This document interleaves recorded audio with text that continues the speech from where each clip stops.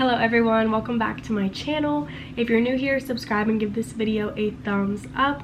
And as always, my Instagram DMs are open, so if you have any video ideas or recommendations, send them my way. So I haven't posted a full YouTube video in a couple of months. I've been posting a lot of YouTube shorts and Instagram reels. So if you follow me over on Instagram, you know that I have been alive and well, just very inconsistent with YouTube videos, which is not new. But there has been a lot going on in mine and Aaron's life, including that we recently got engaged. But again, I want to talk about all of that in a separate video.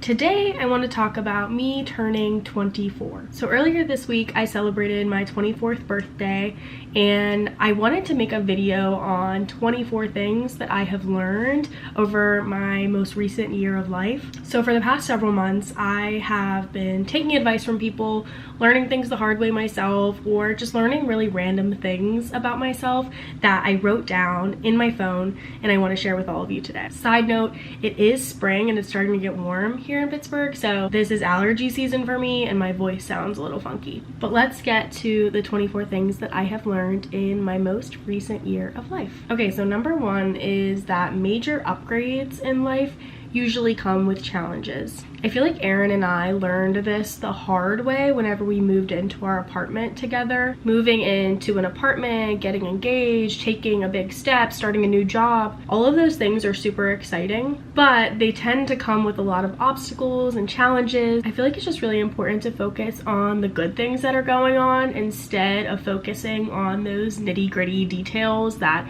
are challenging or that are obstacles that you're facing. I tend to get caught up in those little things and not embrace the big positive life change that I'm facing. Number two is close your kitchen before bed. What I mean by this is clean up your dishes, wipe down your counters, get your kitchen right before you go to bed, because I promise you, your mental health will be so much better in the morning. Clean kitchen, clean mind. 3, handwritten cards bring so much joy to others.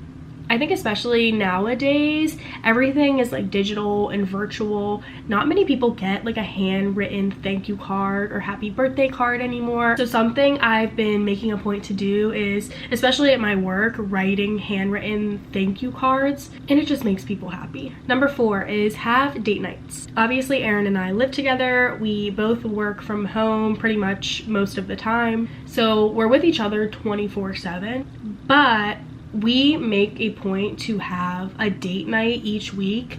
It doesn't have to be like this fancy thing. It's just setting intentional time aside to watch a movie together or go get food, because although we are together always, we're not always having conversations about our relationship or things we can work on or how we're doing. We're just going through the motions and the mundane tasks of everyday life. So setting date nights is very important. 5 is it's okay to set boundaries, which is a really tricky one for me. I'm still learning this, but I think I'm getting a lot better at saying no, even if I don't have a reason to back it up. I've always been very much of a yes woman, and I'm trying to do that less because I feel like it takes a toll on my mental health whenever I'm saying yes to tasks or more work or plans. So set boundaries, it's okay to do that. Number 6 is when you love people, you should make an effort for them. I'm really good about spending time with my family and making sure I see them, making sure Aaron and I have date nights, but I'm not the best at that with my friends. And unfortunately, I'm learning that. But I love my friends, so I should be making them a priority and making time for them. So that's something that I've been working on a lot this year. Number 7 is start the week off with church, because it brings so much peace. I could even dig deeper in this and just say start every single day off with some Jesus time, whether that's praying, whether it's a devotional, whether it's a podcast. Keeping in conversation and in prayer always helps me get through my days. But as I said before in other YouTube videos, Sunday is my reset day, so starting that off with church just sets the week right for me.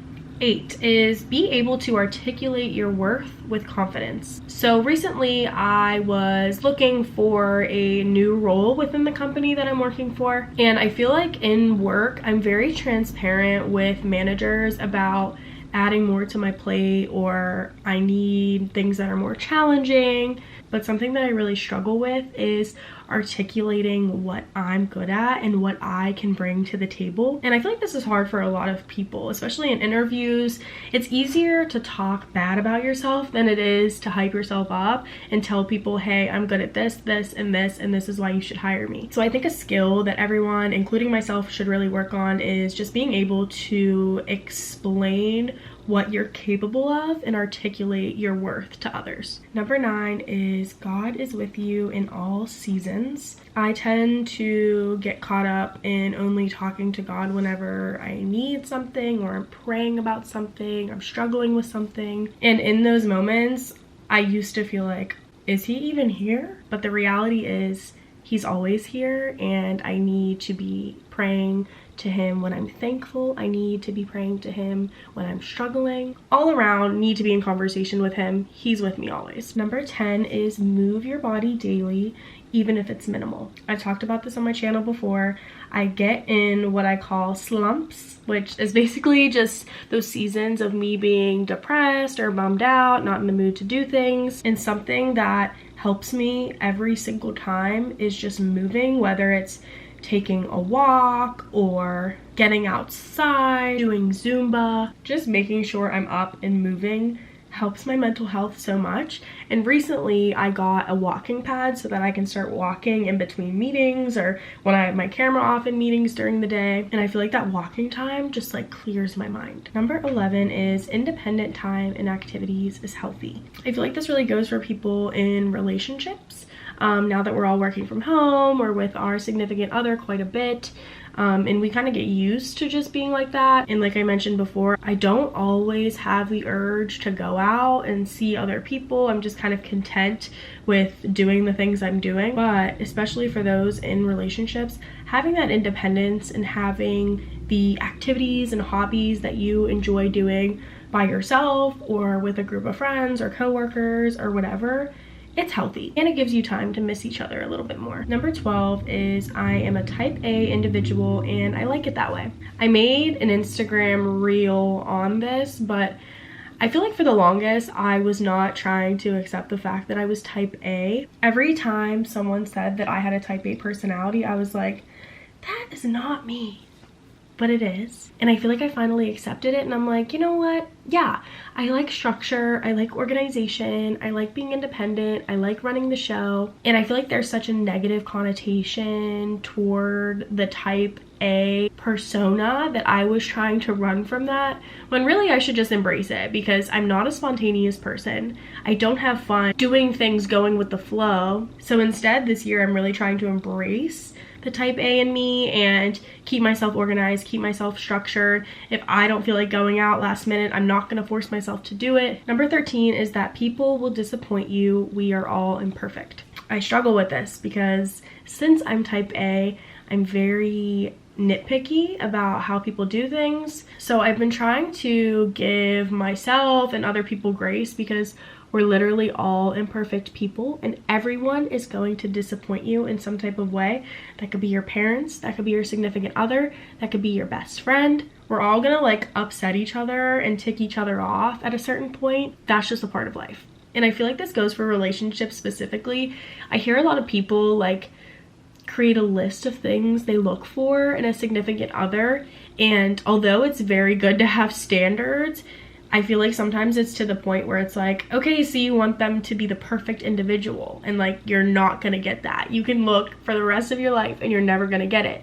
Just like we disappoint ourselves, people around you will disappoint you as well. Number 14, I like calamari.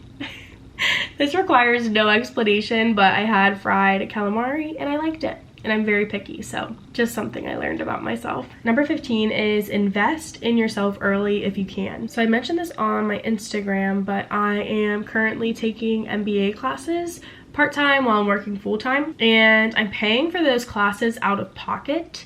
And I beat myself up a lot about it because I'm like, oh, I could be saving this money toward a house. or just toward the future period. And when I have that conversation with a lot of leaders or older people or mentors that I talk to, they're always like, invest in yourself early because life is going to get harder. You're going to have more responsibilities. Like, now is the time to do it. So although I'm spending a good chunk of money now, it's going to pay off in the long run. Number 16 is ball out on the busy work so that you're trusted to take on larger tasks. This is more of a piece of advice that I've learned at work. If you are like me, you are ready to run the show in whatever job you're doing. If you're new to a job or if you're new to a team, not many people are going to trust you because they don't know if you're credible yet. And sometimes when you're starting out in a new role, you get busy work. It's things you can literally do in your sleep. You're like, why am I wasting my time on this? Like, I want to do things with purpose. I want to lead things. I want to drive initiatives. And how I always look at it is, if you ball out on that busy work and get that done when you're asked to do it, then you're going to be trusted with larger tasks down the line. Number 17 is major life events cannot be timed perfectly, but instead so much better when they just happen. Erin has taught me this. I'm the type of person that wants all of the puzzle pieces to fit together before something happens. For example, when Erin and I talk about having kids, I think about all the things that need to be right before we would even consider that. And although it's good to plan, make sure you're financially stable, all of those other things, am I ever going to be fully prepared to have a baby? Probably not. And I've heard this from parents, and this doesn't even just go for kids. This goes for a job or goes for you getting married, whatever. We're never fully prepared for anything. So sometimes those major life events need to just happen for you to become prepared. And Aaron has taught me this because he's very good at just doing. I'm always think before I do, and he will just do. And although we butt heads on that sometimes, it helps me so much to just let go and just live in the moment a lot more. And even with us getting engaged, for example, I've always been like, oh, we'll just wait, like, let's get our money right, like, you just started your job recently, like, just wait. And I feel like I was never going to be mentally prepared or feeling financially prepared, whatever, to be engaged and start wedding planning. But then Aaron popped the question, I said yes, and now I'm like so excited, you know? So I'm really trying to be better at just letting things happen. I will prepare as much as I can, but I'm not going to wait till things feel perfect for me to make things happen, because it's never going to be perfect. Number 18 is that money comes back. I have a not so great relationship with money.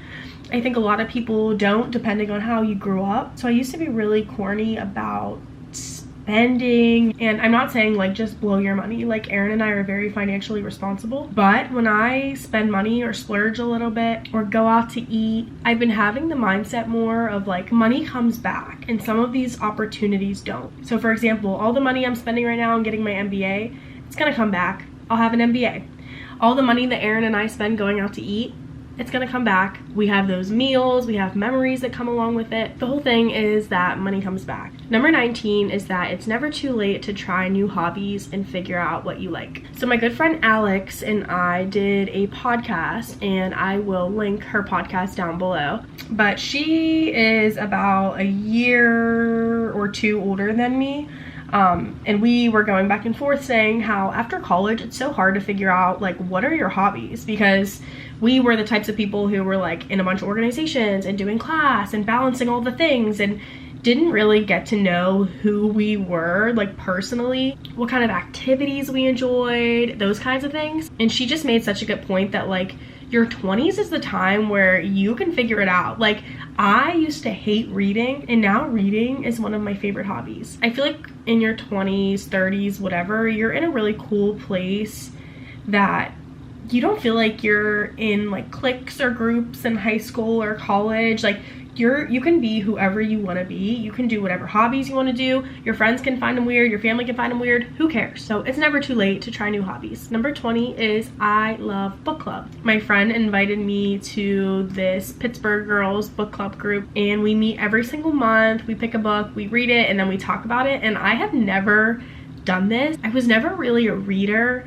until COVID, and then I would read a book and like want to talk about it with someone, but no one I knew read the book. It's just really nice having a group that has read the same book as you, but they have different perspectives. They kind of open my mind to new ideas, and it's a really cool way to meet new people. Number 21 is life is hard. Pick your hard. I saw a TikTok on this recently, and there was a list of things. It was like, marriage is hard, divorce is hard, going to grad school is hard, working is hard. It was just a list of all of these things where no matter what path you choose, it's gonna be hard, and it's up to you to pick your hard. And I feel like this is important to keep in mind because you and your friends and your family are all gonna have different paths, and someone's gonna have something to say about the decisions that you make. But it's up to each and every one of us to pick what our hard is and what path we want to go down. Kind of just reinforces the whole like live your life, make your own decisions. No matter what you do, life is hard. You'll get through it. Number 22 is a hard one for me. There are people that are in your life for a season, and it's okay to let them go. I feel like over the past few years, I've been learning this the hard way. I struggle with letting people go. I don't have to be hanging out with them all the time, but I don't really cut people off or out of my life. And I think as I'm growing up, I'm realizing that people that have been in my life for long periods of time or people that I've been really close with, I'm not always going to be close with them, and that's okay. They don't have to tag along this entire life ride with me. They might have just been a part of a portion of it, and this is something that I really struggle with. I hate letting people go. I hate cutting people off. That is something I'm learning this year. Number 23 is you're never gonna love 100% of your job. And this is actually a piece of advice I got from one of my mentors at work. Even in your dream job, there's gonna be 5 to 10% of things about it that you're not gonna like. There's always like the admin tasks or the finance part of it or whatever it is that you don't like. There's gonna be bits and pieces of that in your job. I feel like it's more of a matter of how much and what percentage of the things you don't like make up your job, because if it's 10 to 20%, I feel like that's realistic. Now if it's 80% of your job you hate, then maybe you should go look for another job, but I think it's realistic to say that you're never gonna love 100% of your job, even if it's your dream job. My last lesson, and number 24, is that some things just have to come with time. I kind of touched on this earlier, but I am very hard on myself, and I have this image and this idea of where I want to be in life, personally, work-wise, whatever. And especially with social media, I feel like it's really easy for us to compare what stage we're at to other people. And I used to really beat myself up about not being in a position that I expected myself to be at age 24. But one, me at 13 thinking of what I'll look like at 24 is not realistic. And two, I think that dream and that image that I have for myself is going to come, but it has to come with time. I think it's important to just focus on what you can do now with the resources that you have now. So yeah, I'm just really trying to accept that some things that I want in life are gonna come, but it comes with time. And although it would be great to have everything I want in my mid-20s, probably not gonna get there till I'm in my 40s, and that's okay too. So those are the 24 things that I have learned in my most recent year of life. Your 20s is such a hard time, and you're faced with so much reality and so many decisions, and it's hard. So I hope that this video helps kind of give advice on certain topics you might not have faced yet, or just kind of re-emphasizes the things that you're going through. But I hope you enjoyed this video, and I will see you in the next one.